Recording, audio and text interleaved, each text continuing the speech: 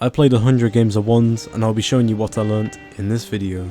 But before we get into that, I just want to show you all some stats I have. For example, my starting MMR and my ending MMR. As you can see, I didn't really rank up, but we definitely did improve throughout the 100 games. If you enjoy content like this, make sure to leave a like and subscribe to the channel.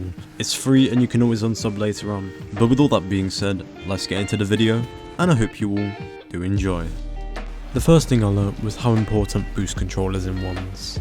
If you can starve your teammate without throwing off your position, you'll be able to apply pressure to your opponent with little to no response. The way I think of it is that if boost is near you, you should take it just so your opponent can't. This is also an effective strategy in 2v2s and 3v3s, but with more teammates it gets harder because you can starve your teammates, resulting in a goal and you getting flamed in the quick chat. Another tip that is oddly specific and will probably sound dumb is don't center the ball. The real question is, who are you passing to? I'll give you a few seconds to think about that one.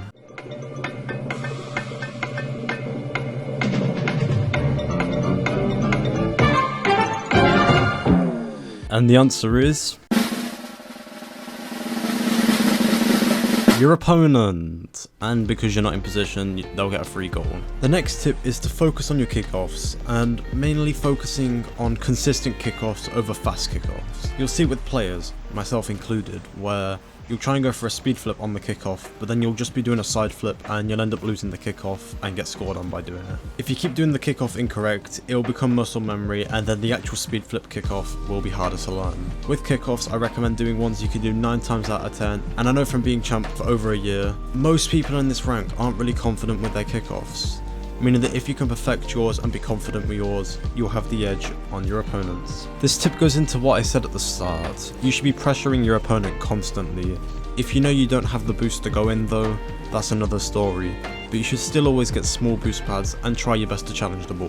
What I'm trying to say basically is don't give your opponents too much space, because if they have the skill to, they will use the space you've given them to get some pretty easy goals.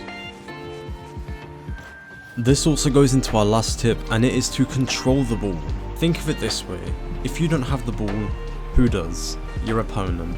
And as you know from our last tip, it is vital to have possession of the ball and pressure your opponent to make them whiff.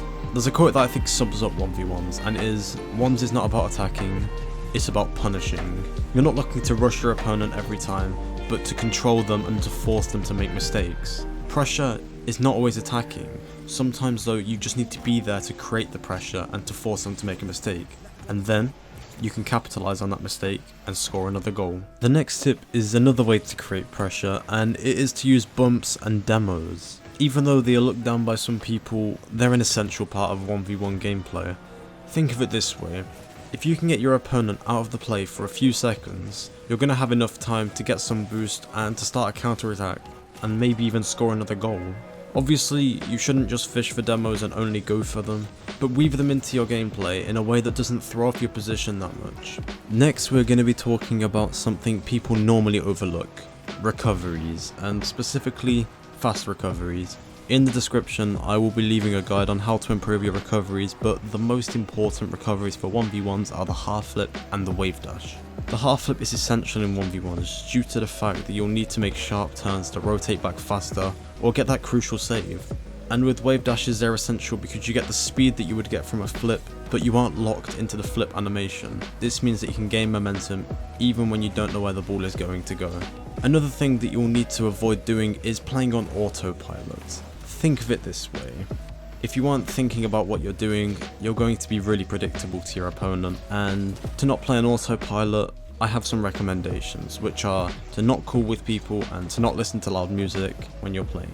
Of course you can do it sometimes, but you can get distracted very easily, and if your main goal is to rank up, I would recommend avoiding distractions, so not calling with people or listening to music. One thing that is making you lose 1s games is that you have a poor mentality. I will be making a video going more in depth into this sometime in the future, but the main preface to this is to stop putting pressure on yourself to win. At the end of the day, Rocket League is just a game and it's meant to be enjoyed. By this, I don't mean you should throw your games. Of course you can still try to win if you want to rank up, but if you don't win, you just need to remember that it's a game, and if you're not enjoying it, you shouldn't really be playing it. Because once again, games are meant to be fun, and if you're not having fun, what's the point? And my final bit of advice, this is just a short tip at the end, but consistency is key. You need to be consistent to do well in 1s. By this I mean you should know how to do what you're going to do next, and being able to execute it 9 times out of 10. If you feel like your mechanics are an issue, it's okay. Everyone's mechanics are an issue, unless you're SSL of course, but most of you aren't. And if you're getting 1's tips from me, you're not SSL, let's be honest. But 1s will teach you how to be consistent, as long as you put the time into it and don't let your mentality get to you. Before we close off this video, I just want to say thank you for everyone who has watched this far. If you have made it this far, comment consistency is key so I know you made it here. And if you enjoyed the video and you want to see more like it, subscribe to the channel and look at the videos on the end screen. You can watch one of those. I plan to post weekly again, so look forward to that. But thank you all for watching, and don't forget to have a great day and stay safe.